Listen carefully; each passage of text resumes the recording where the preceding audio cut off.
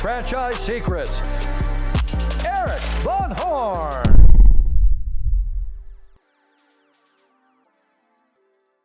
If you're not a part of the Franchise Secrets Facebook group, what are you waiting for? It's franchisesecrets.com/Facebook. I cannot believe how valuable this group turned out to be. When someone asks a question, the feedback is honest, authentic, very helpful, and it's from multiple perspectives. If you're not sure that you're getting the most accurate information about franchising, then check out the largest, most helpful Facebook group in all of franchising. Whether you're a Z, a Zor, a buyer, or investor, join our free Facebook group at franchisesecrets.com/Facebook. Hey, this is a special episode of Franchise Secrets. I had a mastermind session with my friend Justin Donald. And before we actually started the mastermind session, I said, hey, why don't we record this as a podcast? So everybody knew that it was going to be a podcast, but I thought I would open up this session of the mastermind so everybody could hear it. Because whenever I bring Justin, it's mostly about investments, how to save money on taxes, how to get into the right investments, et cetera. We don't often talk about businesses and just kind of the state of the economy and like how to navigate that as an entrepreneur. And so that's what this was about. So you'll hear some questions that I'm asking and talking to Justin about. You will also hear from some of the mastermind members, the questions that they have for Justin and kind of what they're thinking. So I really hope you enjoy this special episode of Franchise Secrets. And by the way, if you're interested in a mastermind that Justin and I both lead together, check out the Tribe of Investors. It's the tribeofinvestors.com. It's a mastermind all about passive investing. Hope you enjoy the show. All right, Justin, I asked you if you would come in to the Scale Mastermind session to talk about just the state of the economy, what we should be thinking about from a business ownership standpoint.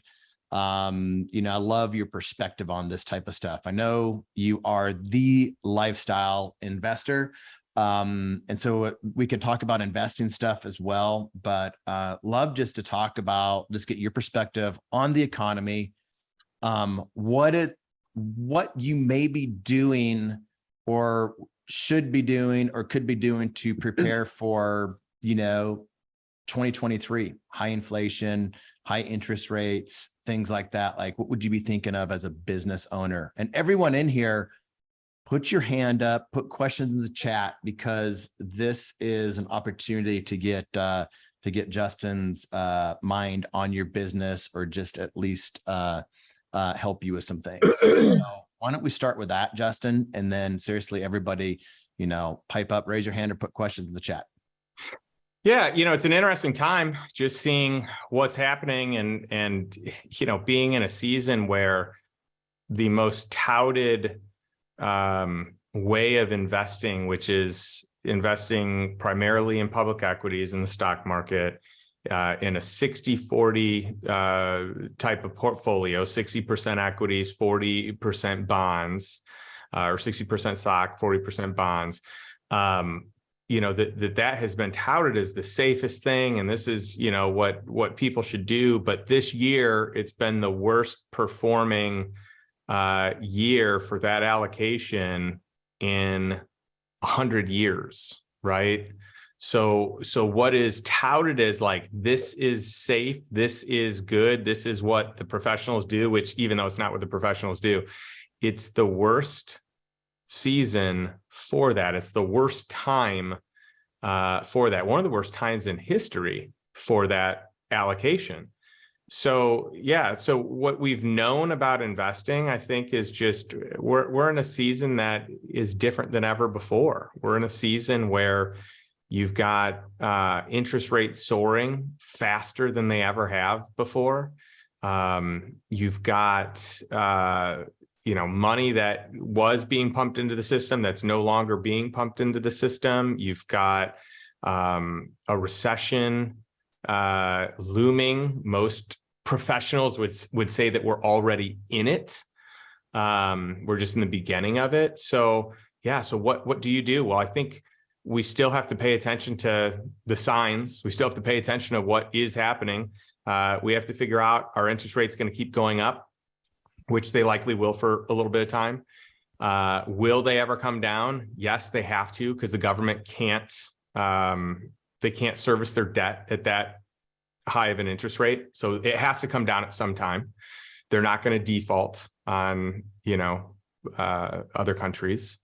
So when does that happen, and what's the aftermath of that happening, and what's the carnage in the process of that happening? And so I think we're going to see a lot of things that are really affected.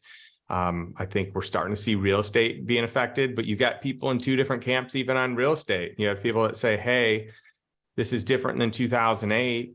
And, all the indicators are much different. Housing, there's still more of a demand than there is supply. And this isn't something where people are doing, stated income loans. So, so this is different. And you have other people on this side of the equation that are saying, no, it's going to be even worse. It's going to be worse than we ever saw because of some of the other things that are happening. We've got the inverted yield curve, which, already happened a little bit ago, and now it's happening again. So you've got people on two sides of the aisle. You have people that say, well, unemployment's different than it was in the past. I still think that long run, a lot of real estate projects, if they can be bought based on a net operating income and not based on, just what when you buy a home and it's just based on the comp next to it that was already overvalued, like that's a harder way to buy real estate, in my opinion. Like, it just creates a lot more risk. So I'd rather buy based on net operating income. What is the income that it actually produces? What's a reasonable multiple on that income? And then you buy it. And if it's producing income that's covering the debt service, then it really doesn't matter how long it takes for real estate to come back, because you're in the clear. If it doesn't, and if it's speculative, and if you're investing based on just appreciation, then that could create a world of hurt, and it will for some people. We're going to see a lot of people that are over levered, a lot of people that didn't lock in interest rates when they were low, not be able to pencil the deal once their bridge loan runs out. Let's pause there, because on here, everyone's a business owner. Everyone's doing very well in franchising. We're talking real estate now. And I know that you've actively invested in real estate, specifically mobile home parks, for years, and you've seen different cycles, and you've continued to buy more. What was your mindset when you first started going through recession, coming out of a recession into a boom, and then now, like, where's your mindset? Has it shifted? Has it changed? Are you more bullish, bearish? Are you still investing in mobile home parks? Yeah, it's a great question. And at some point, we probably should get into, operating businesses and what that looks like, because I think there could be a great opportunity there too. But let's dig into real estate. So I just closed on another mobile home park on Thursday. Dude, every time I talk to you, you're closing on another mobile home park. Seriously.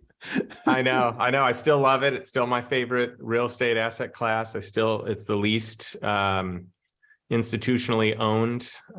So it's the, most unconsolidated real estate asset class out there. So there's a lot of reasons to like it. I buy them based on cash flow. I've got another one under contract right now that will likely close in a month or two, probably in a month and a half. This one, by the way, is another mom and pop that I got it under contract for $500,000, but it's worth at least twice that, probably significantly more than that. So because you have less sophisticated investors in the space, you can still get some really good deals. I mean, this thing's going to end up being, probably like a 15 to 20 cap with a single rent increase. Like, I think I'm buying it close to a 15 cap, just for perspective. Which most are they sub 5? Yeah, we're seeing 5s and 6s. Yeah. So yeah, I still love this space. I love industrial. I just invested in 3 industrial assets that all have tenants that have below market rents and highly desirable properties and in locations that I think are really good. So to be clear, and I'm sorry, not sorry for interrupting, because I know so much of what you have, and some of the folks on the call do, and some of them don't. But when you're talking about what you have in real estate, what you're investing in mobile home parks, that is you, and like it's your business. You don't have a bunch of partners in that. That's not necessarily through a fund. That is your entity. Those are things that you own. When you're talking about industrial, is that something that you own, or is that through, as an investor, you are in industrial? So as an investor, I'm investing as an LP or as just a partner in different industrial deals. I do not own them outright. Really, the only things I buy outright are mobile home parks and some storage units over the years. And often it's because those storage units are either in or next to the mobile home parks, or they're owned by the person that owns the mobile home park, and I just buy everything. Same with single family homes. I own a whole bunch of single family homes. I don't mean to, I don't want to, I actually don't even want them. I would love to just parcel them off and sell them. But a lot of the times when you buy mobile home parks, they are on the property, or the owner, the previous owner was, trying to buy anything else around the property. So we often get homes, and we probably have like 20 or 30 homes that are all connected or close to our mobile home parks. But I don't like them because they're a lot more work. I don't want to be in the rental. I don't want to be in the home rent business. I want to be in the lot rent business, the dirt business. There's less, less responsibility, less maintenance. I mean, you just don't have to, it's just less costly. It's less time consuming. So I wanted to take that little tangent there, because a lot of people, well, you and I were on stage a week or two ago, and someone basically said, what do you, asked us, what would you do if you had to, knowing what you know today, how would you start all over again? And, mine was very similar, and yours was very similar. You started out in mobile home parks, and you've been investing in that through different market cycles, and you're still doing it. So I wanted for the group here to understand, like, that is something that you are still actively doing. And it's more of a, like, you are the owner there. You're not operating the stuff, but that's an active investment. That's not through a fund, not an LP. You're not, so I wanted to bring that to the group, because that's something like that I think a lot of people have a lot of interest in, and I wanted to bring that perspective. Now let's shift over to business ownership. And I know over at Front Street Equity Partners, one of the businesses that we are looking at investing into, bringing into the franchising space, is a restoration business. And when I think of a recession-resistant businesses, restoration is up there in my mind. So where do you want to go with operating businesses? Yeah, I think we're going to see a lot of businesses that are for sale at much lower than what they're worth. I think we're going to see a lot of baby boomers that decide that they are ready to retire, and no one in their family wants to buy their business, and they're just going to shut it down rather than, they have no one to buy it. They may not even think they can sell it, or if they did sell it, maybe they can't get a lot because they are the brand. And there's just ways to be able to buy these and find these deals with people that want to retire, where you can get a good price and maybe even keep them in the loop, or maybe get seller financing, or maybe have nothing down and you give them, a certain amount of income over a period of time. I mean, there's so many ways to structure it, but that's going to be, regardless of what happens with the recession, whether it's really bad, whether it's mild, whether it doesn't even happen. I think that, you've got an aging population that needs to retire and wants to start this next season of their life that they've so eagerly waited for. Attention franchisors, if you are not bringing in many of the right franchisees, sales are slow. It's stealing too much of your time as a founder trying to award franchises to the right franchisee. There's a better way to do it. That's why I started the Franchise Sales Mentor. If you want to have access to the information, the techniques, the ways that the best franchise sales organizations are awarding franchisees, then you might want to check out the Franchise Sales Mentor. The reasons that franchisors join is because they want access. They want access to my Rolodex. They want access to my connections. They want access to shortcut both short-term and long-term success to increase enterprise value to their brand. Kieran, what's up, buddy? This is a good session for you, man. What are you thinking? What's your question? Yeah, thanks for doing this, Justin. Question on the so retiring baby boomers selling their business that they would otherwise be closing their doors to. Question, like say in a home service business, for example, like a landscaping or power washing, something like that. There's no brand. It's just the mom and pop. They're shutting it down.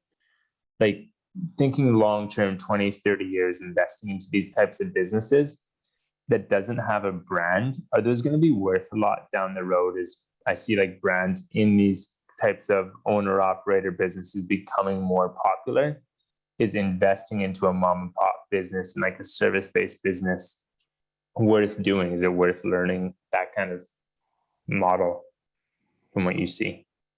Yeah, I mean, I like home service businesses. I think that they're pretty recession resilient. If you have the right customer base and you have the right team, this is something that people they need. So people will start spending less on other extracurriculars. They'll spend more often on their home. But let's say that they're not even trying to like rehab, just to maintain, right? So I like this industry. I like this business. There's a reason why the multiples on home service businesses are much higher, traditionally, or at least right now, than other businesses. And it's because of that, because they're sticky, because people are going to use them in good times and in bad times. And I think there are lots of these businesses out there. And especially if you can get some of these like major businesses, like a plumbing operation, like, to have, like, we're at a shortage of plumbers in a lot of markets, all across the US. So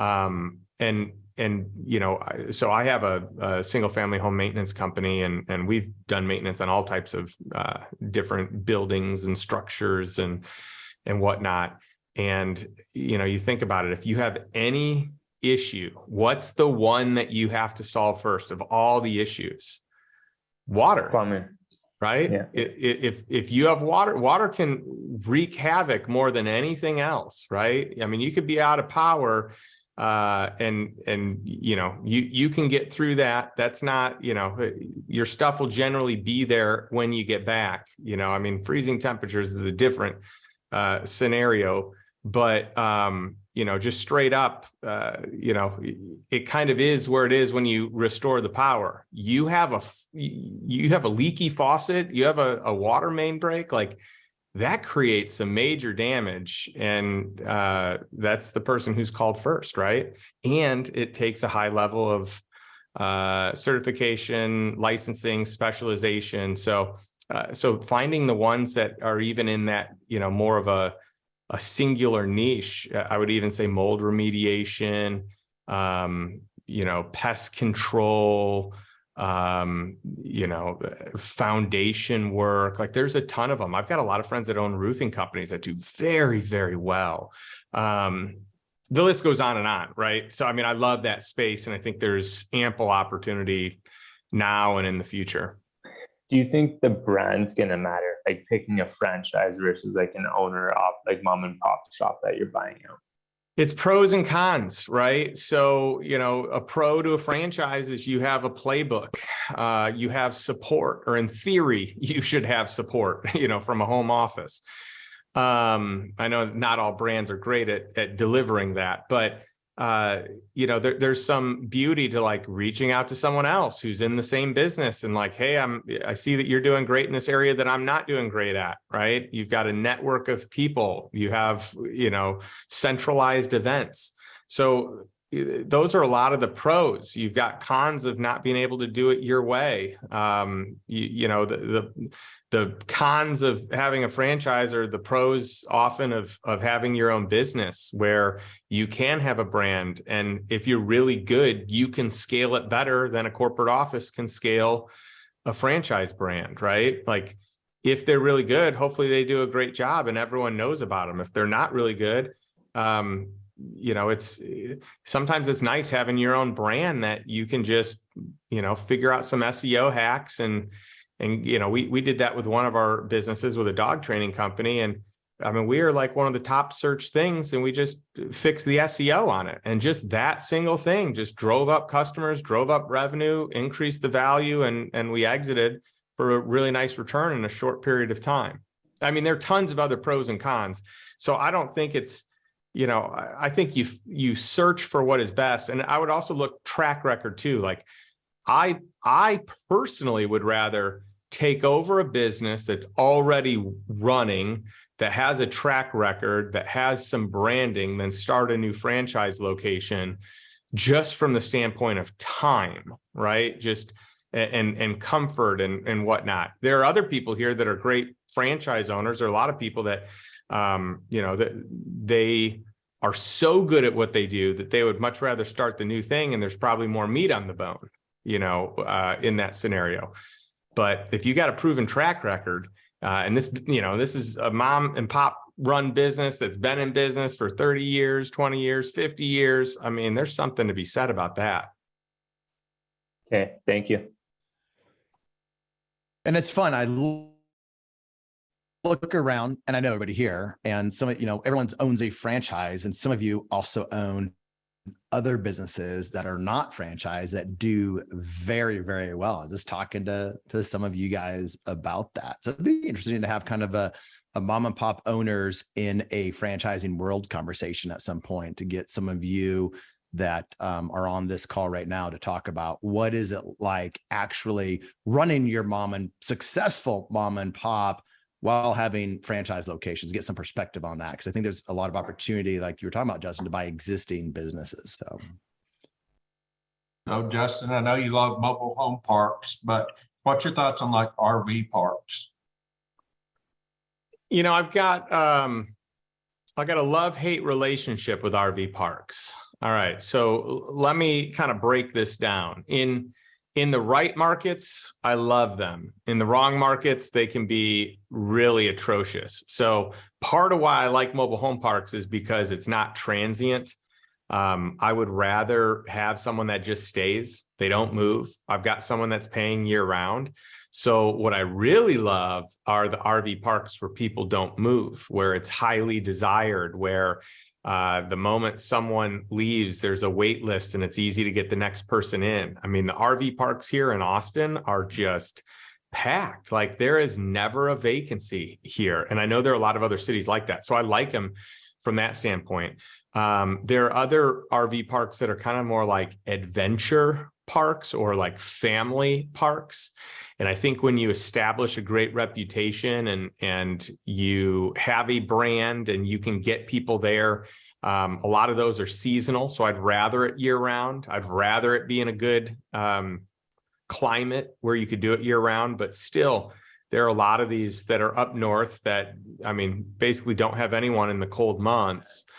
But they do enough business in the warm months, right? So if you can establish a great location that has all the amenities that families want, I think that could be really cool too. There are, one of the things I love to do is when I have a mobile home park and I have spaces that are too small for a mobile home, I like then converting it to an RV lot. And so we have a lot of our parks that are mobile home and RV, and we give more preferred rates for longer stay. And so I'll encourage people to be there for, 6 months, maybe longer. So yeah, I think in the right markets, they can be incredible, but in the wrong markets, they can be tricky. I had a friend buy an RV park that was full, that was also kind of staged full. And then all of a sudden the people left and they didn't come back. And so you have that element as well. So yeah, I mean, obviously you got to do your own due diligence and research, but again, pros and cons to it. The right park in the right market, I love. All right, Justin, can you see the chat? Raquel has a question. All right, let's see. In California, minimum wage is going up. I anticipate many of my service-based neighbors to not make it another year. With an economic downturn, is it a good time to take on these opportunities, or do you recommend to sit still? So I would probably want a little more information than that, but what information would you want, Justin? So yeah. I could give you more information, Justin. I'm not sure if you can hear me. Yeah, I can hear you.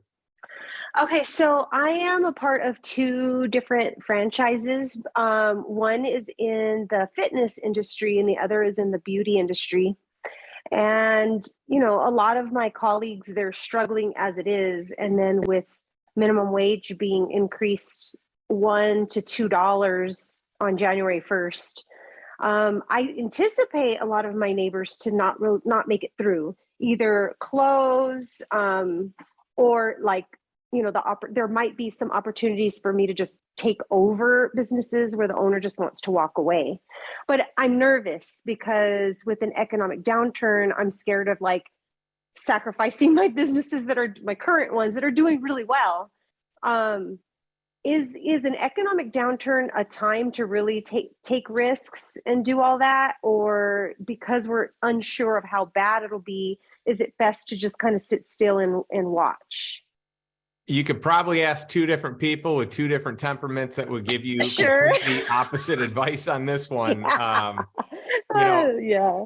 I'm probably on the side of a little more patient and kind of slow playing to see what trends are looking like than to jump on something unless I know it really well, unless I'm really an expert in that space.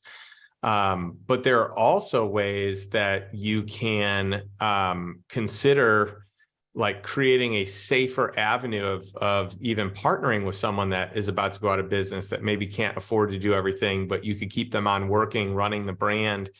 And, you know, you can pay them, you know, to do that, or you can pay them even to refer all their people over to you and give them an ongoing finder's fee or, you know, 1 year, 2 years of any of their list of members, if they're close enough where you could absorb them, right? So there's 2 scenarios. Can you absorb them? Are they close enough to your other shops? If not, you know, can you create some sort of a partnership with this owner where they continue to run it and you're co-owners and you step in on some of the finances? So that could be a way to kind of lighten the blow, you know, and de-risk it a little bit.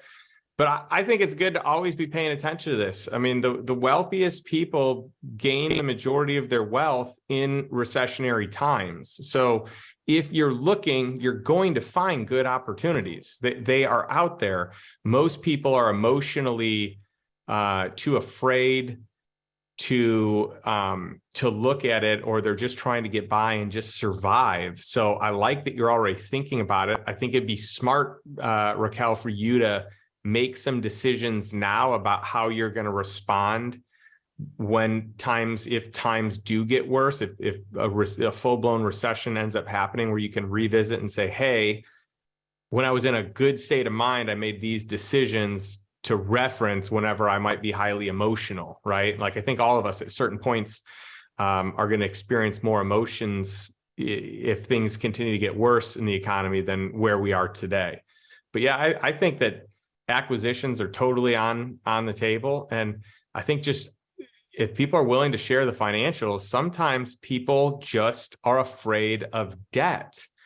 You know, Eric and I are working with someone who just has this total aversion to it, even to good debt. And so if that's the reason they're shutting down, and the numbers still work, and by the way, there will be plenty of people in this scenario, then I think that's a great scenario to buy in. And maybe that's a full buyout. I like what you said about kind of having that criteria. You know, we have investment criteria in the franchise or in the investor mastermind, Justin. And it'd be kind of good for people to start to go through their own criteria on what they would do if, you know, we are in a deep recession or you know, when you're not emotional, because all of a sudden, once you get emotional about a decision, it's really hard to make an unemotional decision. Yeah, there's no doubt. I mean, I think everyone should have some sort of an investment criteria. And by the way, this could even be for buying brands or buying businesses. Like I buy these specific type of businesses at this specific multiple with that are EBITDA positive, that, you know, whatever, that have an operator. I mean, you can go through or have room to hire an operator. Like you could draw out exactly what it is that you want. And I would probably, you know, really qualify your investment criteria down to a single page that you can reference at a later point in time. And that can be, you know, a living, breathing document that changes, but I would get clear on what it is that you want. What are deal breakers? What are you looking for? Do you need it to cash flow? That would be for me, like one of my criteria. Like I do very few investments that don't cash flow right out of the gates. That's not a deal breaker because some investments are not designed that way. But I say no a heck of a lot more when it doesn't cash flow than I say yes, because the cash flow in itself is already de-risking the deal. Like I'm already making money back on my investment. So that would be one that I have. Like how quickly can you get your down payment back? Can you get it back within a year, 3 years, 5 years? I don't know that number and how important that is. But, you know, can I, you know, what's the debt service? Can I cover the debt service? Can I do this without debt service? Can I do a seller finance? Like anytime I can do a seller finance, I do a seller finance. So like all these things, like we're in a season now where seller finance is going to come back on the table in a very relevant way on businesses, real estate, you name it. Because the interest rates that you can pay, like it doesn't, you don't benefit now from getting a bank loan the way that you used to with low interest rates. Like I could see a time where I would have been like, oh no, this person for seller finance wants more, I'm going to go with a bank loan. Like I could see that. Today, that doesn't exist. The interest rates are so high. I would rather pay that to a seller straight up, because then it's non-recourse and it's doesn't show up on your credit report. Hey, Eric, this one may be more for you than for Justin, but with us basically in a recession and looking at it getting worse from a business owner perspective, during the recession, do we look at raising prices? Do we look at giving raises? All those type of things, because I know the majority of us haven't actually been through a recession as business owners. So any advice either one of you could give us?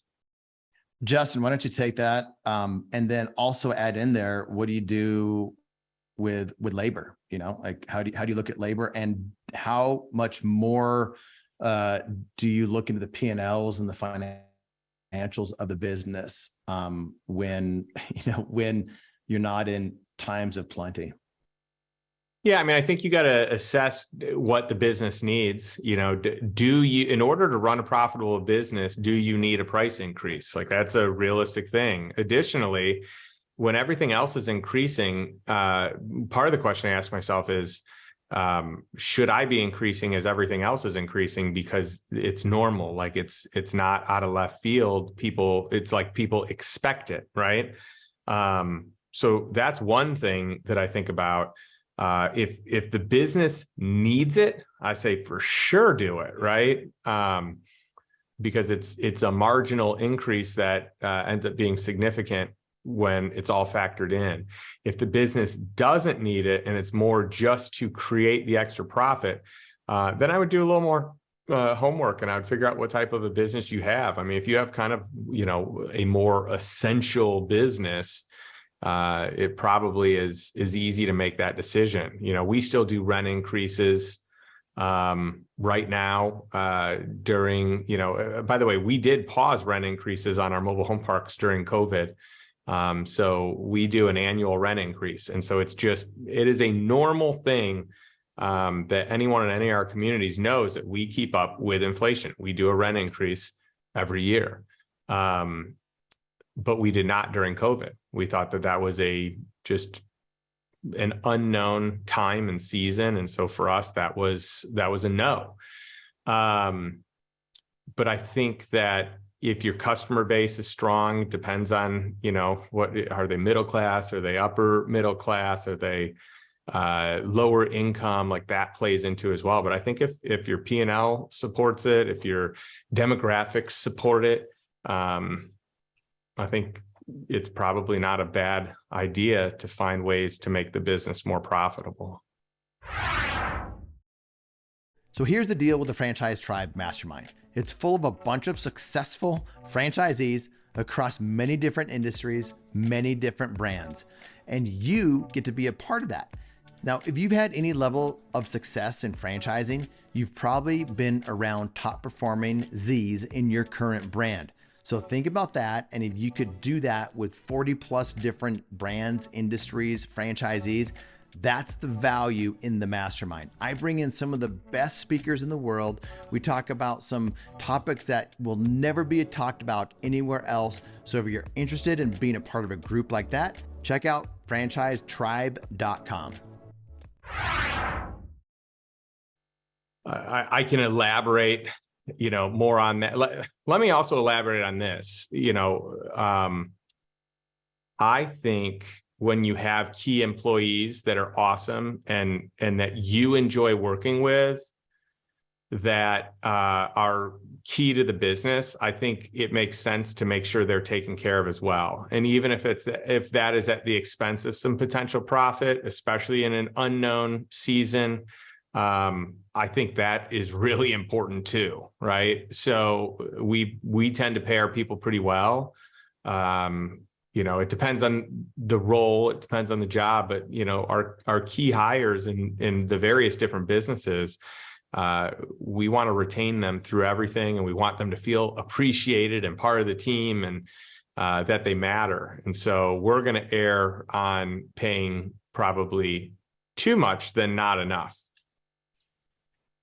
And by the way, one thing that, like, I've had businesses where the turnover, and I know people that have had just crazy turnover and they won't pay more. And I've had businesses where, I learned by the fact that we had too much turnover, and it's such a pain to have to bring people in a time crunch of a season to do things that they don't know. I would just rather pay someone more ahead of time, make sure that they feel valued, make sure that not only is the money component there, but like that the words of affirmation and making sure that they feel part of the team is there too, right? Like the culture, the relationship that you and others may have with them, because the worst thing to do is to lose a good person, to have to rehire and then have to train that new person. Especially when it's it's an unknown time. It just happens. You have no notice. And where we made the most amount of money in the solo salon business was renting locations, leasing locations coming out of the recession. Like, we said no to so many good locations because we just didn't think we wanted to pay that much for them. And then 3 years later, we were paying, way more, which had a massive impact on the enterprise value of that business. We had an 8-figure exit, but we would have had a stronger 8-figure exit if we had grown more during that recession.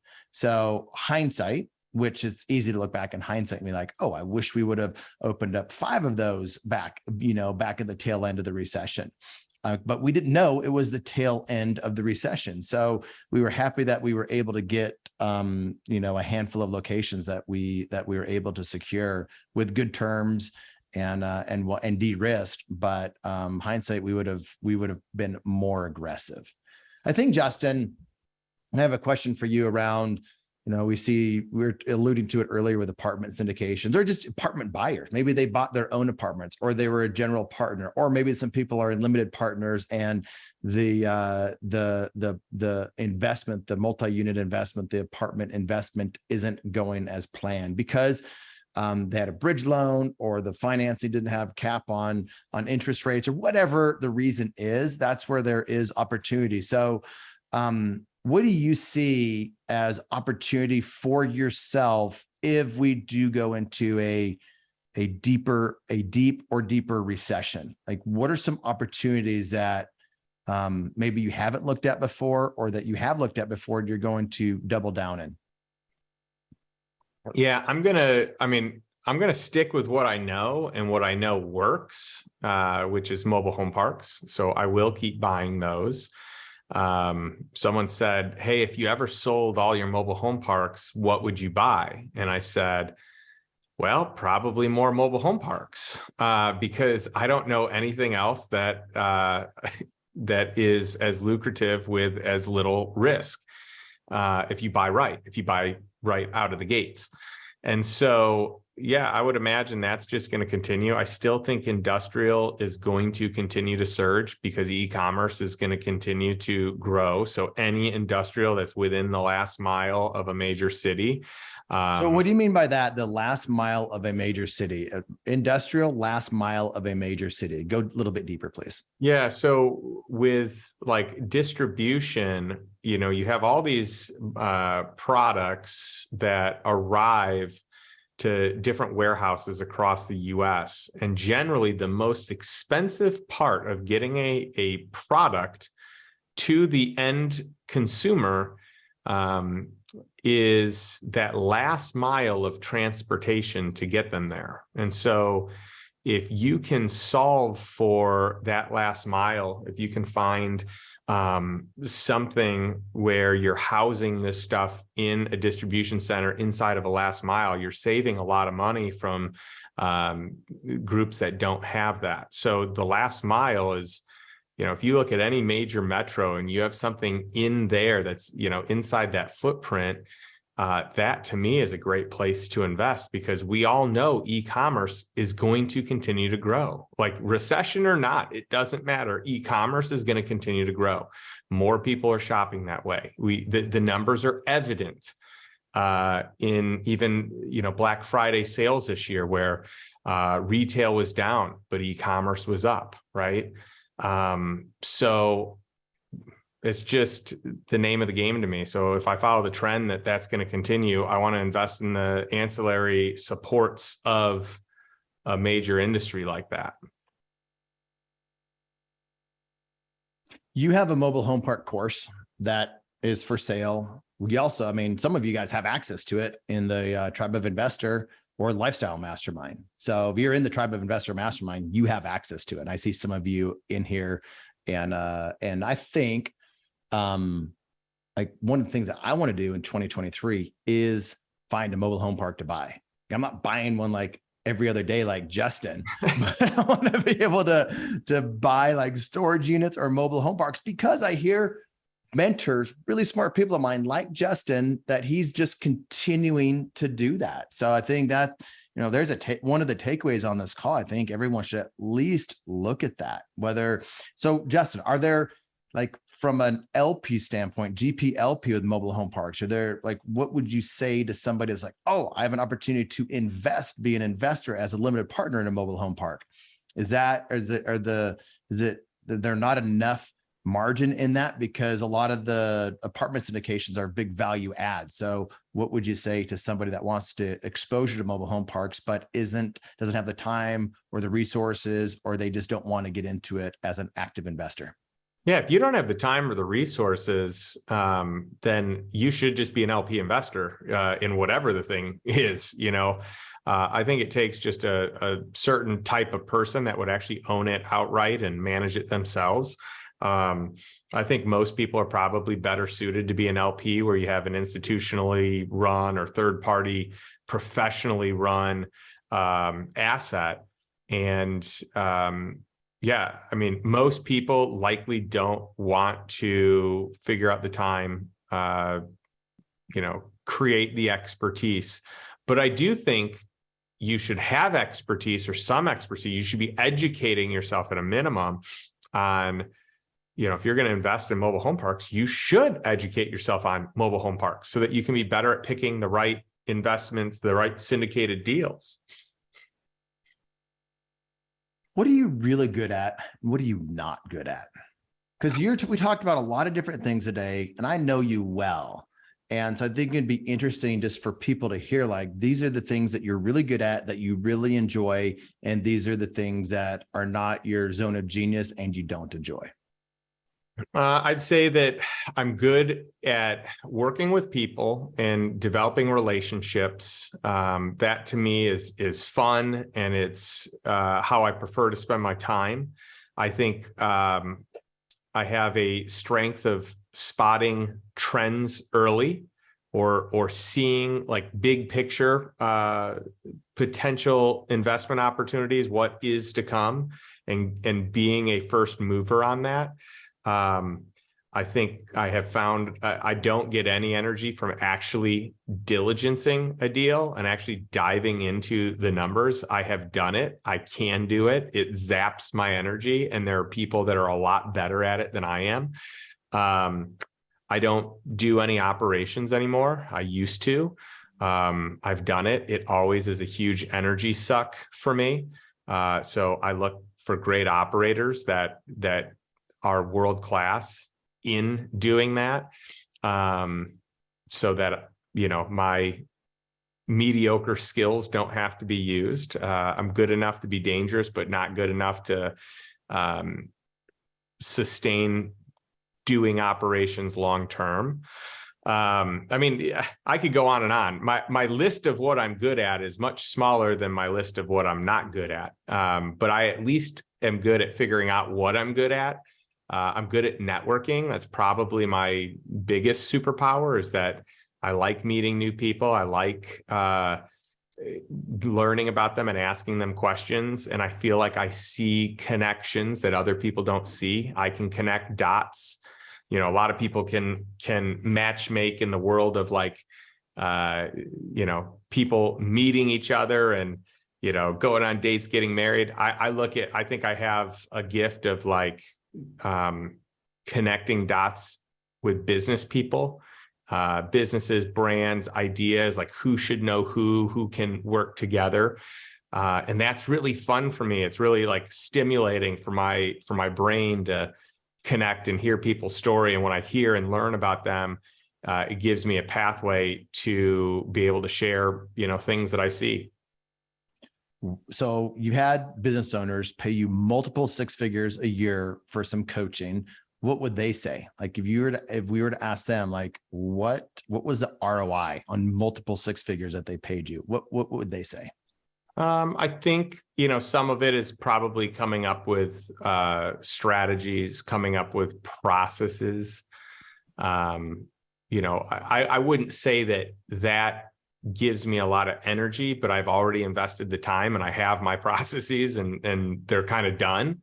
I don't know that I have the desire to do that again, or to do that for each of the different businesses or brands that I'm part of, but I can do that for my own investor statement, my investment criteria, which is, with the 10, my book, the Lifestyle Investor, my 10 commandments that I reference for cash flow, for passive income. That's part of my investment criteria, right? So coming up with something like that top down is good. And I think I can help. I think they would say that I help them say no to a lot of things, and that I help them say yes to experiences. So no, maybe to decisions or investments or things that maybe wouldn't be in their best interest, but help them say yes to sometimes when it's hard to spend money or hard to have, to create an experience with friends or family. I think, clients often, share that is a huge takeaway. How do you vet deals with them being an energy drain? So I know how you do a lot of this, but when people think, whether you're vetting a business, vetting a deal, and that being an energy drain, like how do you do that? How does that go about getting done? So this has been something I've worked on a lot over the last number of years, where I'm incorporating other people that have those superpowers and having them look first and I look second, hiring people that are experts at that craft. So, in the beginning years of me doing my mobile home park investing, I did everything. I did all the due diligence. Well, one of my really good friends was great at due diligence, and I would imagine that there are many people, but I said, you should start a due diligence company. You are great at this. I love working with you in this capacity. And so he ended up starting one of the biggest due diligence companies, Due Diligence Partners. And Stathi Edel is also a front row dad. And so I love giving him, some props and a shout out. But now I outsource it. Right. So they do everything. And then I assess the information, all the diligence that they put together, and I make a decision based on all that information. And so that's often how I do it with other deals that I'm involved with. Now, keep in mind, if it's an area that I don't have a team, I don't have expertise, I don't have someone to outsource to, I can do it. It's just, it just sucks the life out of me. So I really try not to do it. I think there are things that suck the life out of us, out of you, out of people listening, out of the mastermind members that we don't give enough credit to of actually sucking the life out of us. We do it, but we don't realize how much of an energy drain it actually is. So I guess I love hearing you say that, Justin. I know that you're really good at that. You practice what you preach. You've helped me start to see the things and get more comfortable with the things that suck the life out of me. I'm like, I don't want to do those anymore. And you've encouraged me to not do those things anymore and do the things that only bring me energy and give me life. So I'm glad we went there. Well, we are at the top of the hour, everyone. Kieran, we did not get to your questions on protecting the downside risk to seller financing. Just released a podcast on that today. So check out that podcast. And Brian, maybe we'll bring him into the mastermind because he's grown by acquiring other franchisees in his particular brand. And it's all through seller financing. So we'll try to make that happen. I know he'd do that for us. So anyway, Justin, appreciate you once again, my friend, and mastermind members, Merry Christmas. Thanks for listening to this episode of the Franchise Secrets Podcast. Whether you're watching or listening, please make sure to subscribe to my YouTube channel and to whatever channel you're listening on. If you want my help with anything from buying a franchise to franchising your business, please visit franchisesecrets.com.